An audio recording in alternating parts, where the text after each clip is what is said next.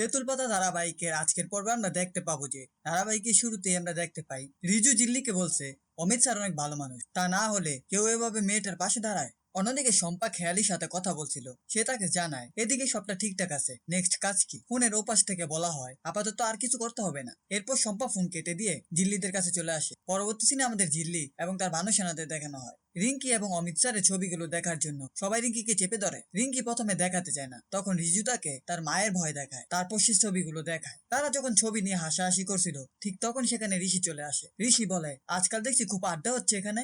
জিল্লি বলে কেন, আমরা কি একটু আড্ডা দিতে পারি না?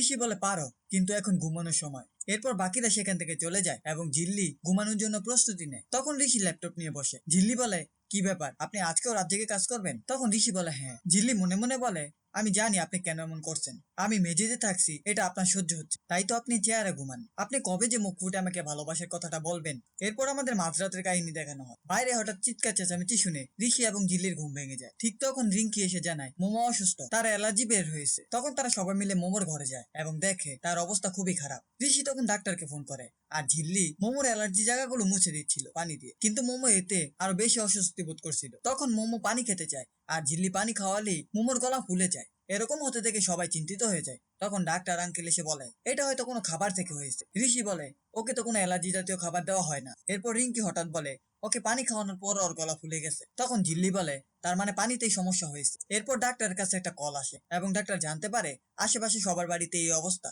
অন্যদিকে রিঙ্কি অমিতকে ফোন করে ব্যাপারটা জানিয়ে দেয় এবং বলে আপনি সাবধানে থাকবেন। অমিত আর রিঙ্কি যখন কথা বলছিল তখন পেছন থেকে শম্পা সব কথা শুনে সে অমিতকে বলে আপনি তো এখন ওই বাড়িতে যেতে পারবেন না, আপনার বদলে আমি যাই। অমিত বলে আচ্ছা ঠিক আছে চলো, আমি তোমাকে এগিয়ে দিচ্ছি। পরবর্তী সিনে ঋষি পানির কুয়োর সামনে যায় এবং কুয়ো থেকে পানি তুলে নেয় ল্যাবে টেস্ট করার জন্য। তখন জিল্লি খেয়াল করে আশেপাশে বাড়িতেও লাইট জ্বলছে আর সবাই চেঁচামেচি করছে। এসব দেখে জিল্লি চিন্তায় পড়ে যায় এবং বলে কিভাবে হলো এসব? ঋষি বলে আমাদের শিমুলপুরার পানি একদম পিওর, এসব হওয়ার কথা না।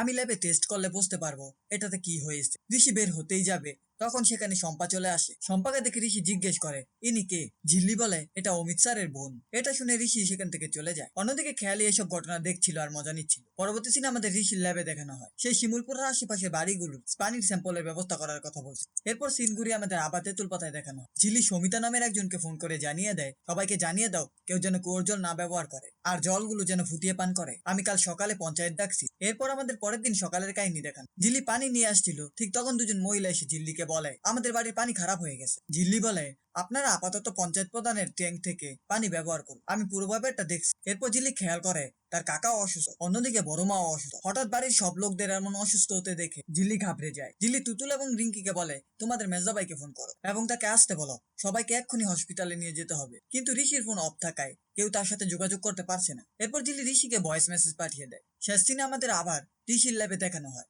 ঋষি পানিগুলো টেস্ট করে বুঝতে পারে পানিতে খুব খারাপ একটা পদার্থ মিশানো, যার কারণেই আশেপাশে সকলে এতটা অসুস্থ হয়ে গেছে। এরপর সে বাড়িতে যোগাযোগ করার জন্য তার ফোন হাতে নিলেই দেখে তার ফোনে চার্জ। তখন সে বলে এক্ষুনি বাড়িতে যেতে হবে, বাড়ির কি অবস্থা কে জানে। এই ছিল তেঁতুল পাতা ধারাবাহিকের আজকের আপডেট। ভিডিওটি ভালো লাগলে চ্যানেলটিকে সাবস্ক্রাইব করে পাশে থাকা বেল আইকনটি অন করুন।